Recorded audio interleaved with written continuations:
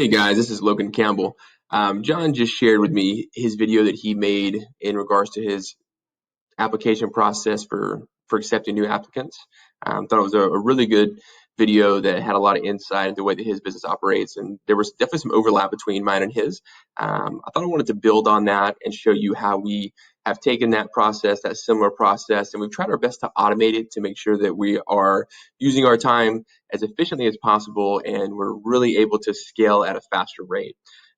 So basically what I'll do is I'll go over a few different softwares that we use, how we use them, and most of them are either free, have a free trial, or pretty inexpensive on a month-to-month basis. Okay.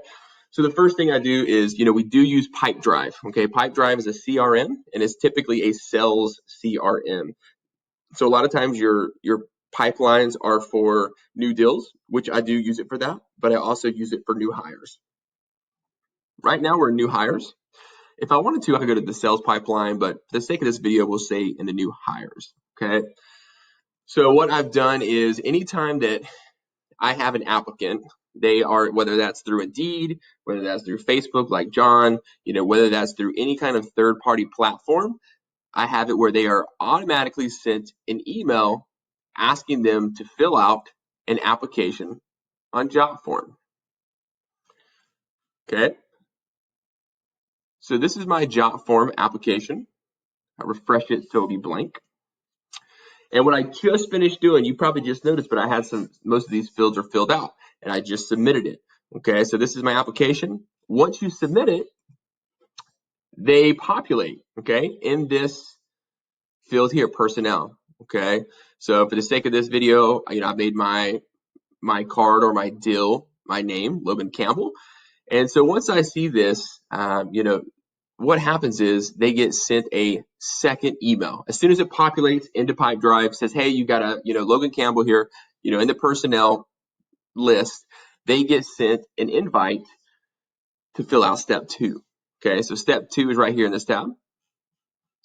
Step 2 is a quiz. It's a proficiency quiz. It's not very hard. It's just basically things that highlight things that are important to us, but it also creates another step for that applicant to go through, because we do want to make it a little bit of friction, because if it's frictionless, then anybody and everybody will apply, and I won't know who's going to potentially be a good candidate versus a bad candidate. So the extra steps, as long as it's not excessive, is a good way to filter out your bad candidates. So for here, I built a proficiency quiz.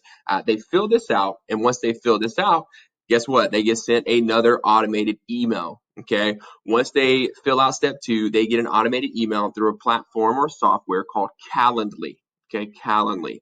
So this is my Calendly, and what it does is it integrates with Gmail. It integrates with other calendar applications. We use Google Calendar.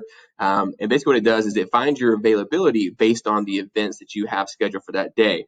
Okay, so they are automatically sent a link here, this link. They click on it. It shows my availability. They decide what time works for them.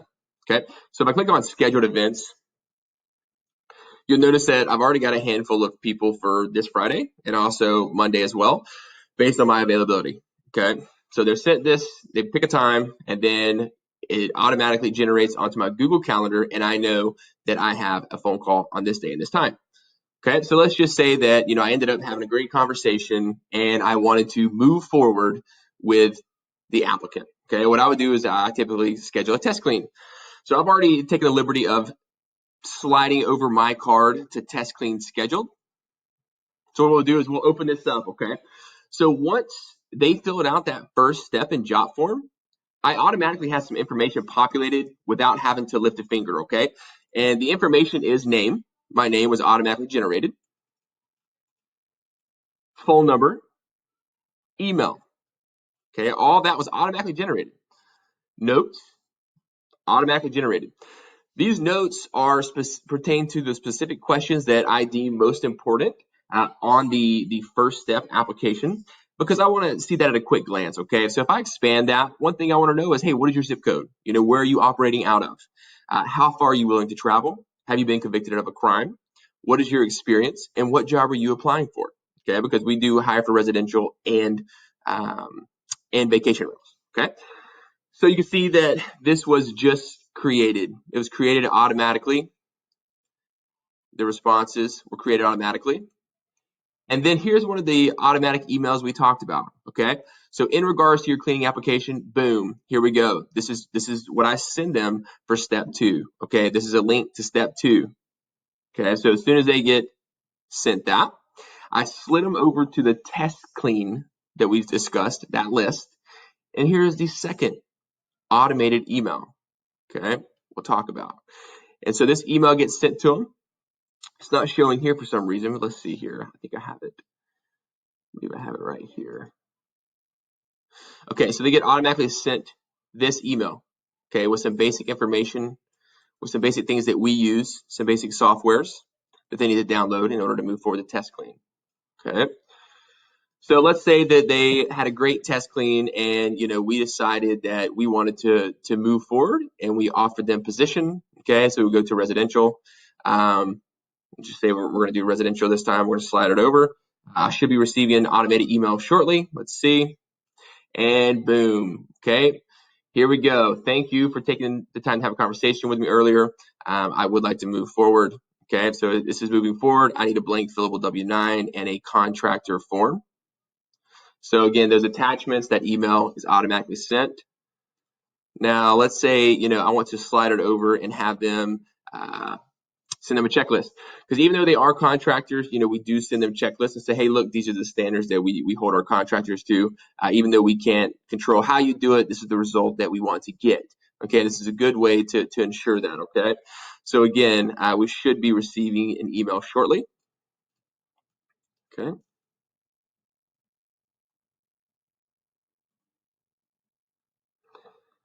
Let's see here.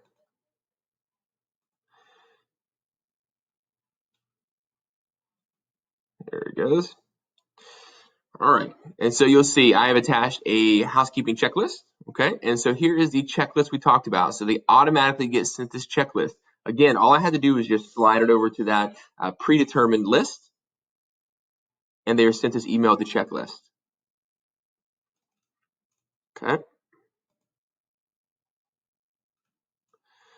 let's see.